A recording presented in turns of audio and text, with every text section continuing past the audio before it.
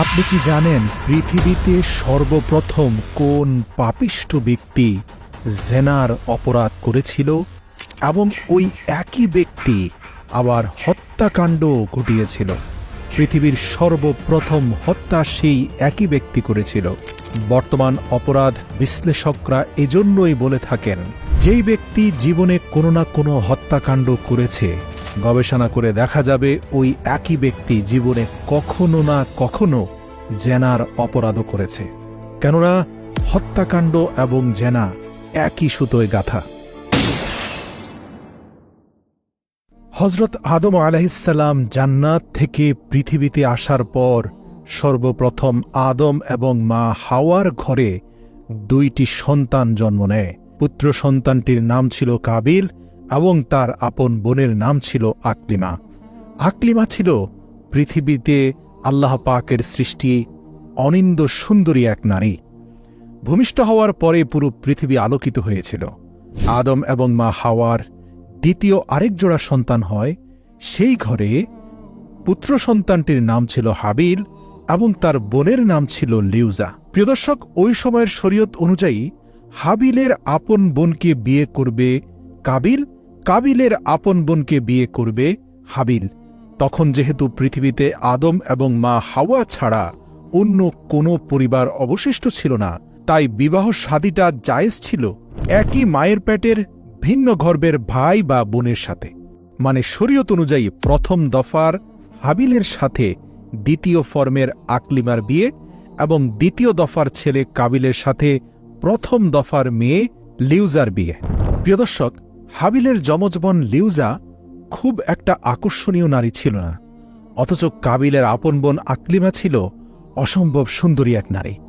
তাই কাবিল কোনোভাবেই হাবিলের আপন বোন লিউজাকে বিয়ে করতে আগ্রহী ছিল না, বরং সে তার আপন বোন আকলিমাকে বিয়ে করতে চাইছিল, যেটা তৎকালীন আদম আলাইহিসসালামের উপর আরোপিত আল্লাহ পাকের শরীয়তের সুস্পষ্ট লঙ্ঘন এবং কবিরা গুনার সমতুল্য। হযরত আদম আলাইহিসসালাম কাবিলকে খুব ভালোভাবে বোঝানোর চেষ্টা করলেন, কিন্তু কাবিল কোনোভাবে হযরত আদম আলাইহিসসালামের কথা মেনে নিতে রাজি ছিল না, বরং সে তার সিদ্ধান্তে অনড় ছিল। অতঃপর আল্লাহর তরফ থেকে তাদের উভয়ের জন্য এক অগ্নি পরীক্ষা আসে। তাদের দুজনকে হযরত জিবরাইল আলাইহিসসালামের তরফ থেকে আদেশ দেওয়া হয়, তোমরা দুজনে তোমাদের উপার্জিত সম্পদের কিছু অংশ আল্লাহর রাস্তায় কোরবানি করো। যার কোরবানি কবুল হবে সেই আকলিমাকে বিবাহ করবে। অতঃপর আল্লাহর কাছে কাবিল তার সবচেয়ে প্রিয় জন্তু তথা প্রিয় মেষটাকে কোরবানি করে পাহাড়ের উপর রেখে আসলো। সে সময় কোরবানির নিয়ম ছিল কোরবানি দেওয়া বস্তু পাহাড়ের চূড়ায় রেখে আসতে হতো। একইভাবে কাবিল যেহেতু কোনো পশু পালন করত না, বরং ফল ফলাদি ও বিভিন্ন শস্য জমিতে ফলাত, তাই তার কৃষি জমির সবচেয়ে উৎকৃষ্ট কিছু ফল ফলাদি আল্লাহর কাছে সে কোরবানির উদ্দেশ্যে পাহাড়ের চূড়ায় রেখে আসলো। অতঃপর আল্লাহর তরফ থেকে হাবিলের কোরবানি কবুল হলেও কাবিলের কোরবানি আল্লাহ কবুল করলেন না। কিভাবে কবুল করলেন?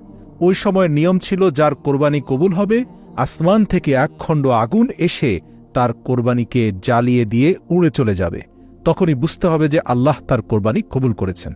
সুবহানাল্লাহ। অতঃপর কাবিল দেখল হাবিলের কোরবানি করা মেষটিকে আকাশ থেকে আগুন এসে গিলে খেয়ে চলে গেল। এ দৃশ্য দেখে হাবিল খুশিতে আনন্দে আত্মহারা হয়ে গেল, কিন্তু কাবিল ক্রোধ আর হিংসায় জ্বলে পুড়ে ছাই হয়ে গেল। অতঃপর সে মনে মনে তার আপন ভাইকে হত্যা করে আকলিমাকে বিবাহ করার এক ভয়ঙ্কর দুর্ভিসন্ধি আঁটল। আর ফলাফলস্বরূপ একদিন সে রাগের বশবর্তী হয়ে তার নিজের আপন ভাইকে হত্যা করে বসল। পবিত্র কোরআনে আল্লাহ তাআলা বলেন, অতঃপর সে সুস্পষ্টভাবে নিজের উপরে জুলুম করল। এই ঘটনায় কাবিল পৃথিবীতে প্রথম মানব হত্যার পাপে লিপ্ত হয়। হত্যাকাণ্ডের পর কাবিল তার ভাইয়ের মৃতদেহ নিয়ে দিশেহারা হয়ে পড়েন। বুঝতেই পারছেন না কি করবেন। এমন সময় দুটি কাকের মধ্যে একটি অপরটিকে হত্যা করে দেখাচ্ছিল কিভাবে মৃতদেহকে মাটির নিচে পুঁতে রাখতে হয়। কাবিল এ দৃশ্য দেখে শিক্ষা নিয়ে তার ভাই হাবিলের দেহ মাটির নিচে সমাধি করে। কেননা এটা ছিল পৃথিবীর প্রথম হত্যাকাণ্ড, তাই হত্যাকারী নিজেও জানত না মৃত্যু কি জিনিস অথবা লাশের দাফন কাফনই বা কি জিনিস।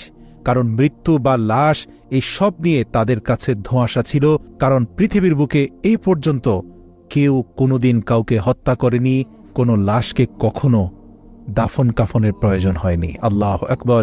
এই ঘটনা মানবজাতির ইতিহাসে অত্যন্ত এক দুঃখজনক মুহূর্ত হিসাবে চিহ্নিত হয়। এটি মানুষকে দেখায় যে ক্রোধ, হিংসা এবং ঈর্ষা কতটা বিধ্বংসী হতে পারে, এবং ভাই ভাইয়ের মধ্যেও যে এমন ঘৃণ্য কাজ ঘটতে পারে তা এই কাবিল দেখিয়ে গিয়েছে।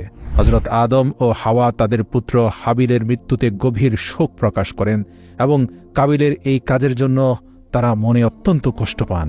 আর কাবিল এই হত্যাকাণ্ডের পর তার অন্তরে আল্লাহ মোহর মেরে দেন। ফলাফলস্বরূপ অপরাধবোধ এবং লজ্জায় সমাজ থেকে সে বিচ্ছিন্ন হয়ে পড়েন। তিনি তার যমজ বোন আকলিমাকে নিয়ে পালিয়ে যান এবং এক নির্জন জঙ্গলে আশ্রয় নেন।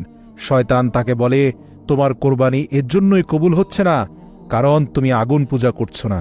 দেখো না, তোমার ভাই হাবিল আগুনের পূজা করত বলেই আকাশ থেকে আগুন এসে তার কোরবানিকে গিলে খেয়ে নিয়েছে, কিন্তু তোমারটা নেয়নি।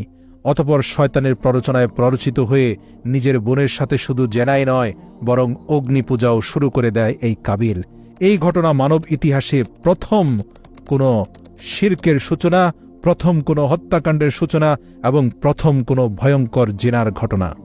এই পুরো ঘটনা আদম এবং মা হাওয়ার সংসারে এক কষ্ট এবং বিরহের সৃষ্টি করে। দীর্ঘ কয়েকশো বছর কষ্ট যন্ত্রণায় কাটানোর পর আল্লাহ রাব্বুল আলামিন আদম এবং হাওয়ার উপর রহমত করেন এবং এমন একটি পুত্র সন্তান দান করেন যার নাম হয় শীষ, যেটাকে ইংরেজিতে সেথ বলা হয়। শীষ একজন ধর্মপরায়ণ এবং সৎ চরিত্রের অধিকারী মানুষ ছিলেন, যিনি মানবজাতির মধ্যে সত্য ও ন্যায়ের পথ প্রচার করেন। হযরত আদমের মৃত্যুর পর শীষ তার প্রতিনিধি হিসাবে মানবজাতির নেতৃত্ব দেন। তিনি তার সকল পুত্র, কন্যা এবং অনুসারীদের সমানভাবে সৎপথে চলার উপদেশ দিয়ে গেছেন। হযরত আদমের এই দুই পুত্রের কাহিনী আমাদের জীবনের বহু মৌলিক শিক্ষা প্রদান করে।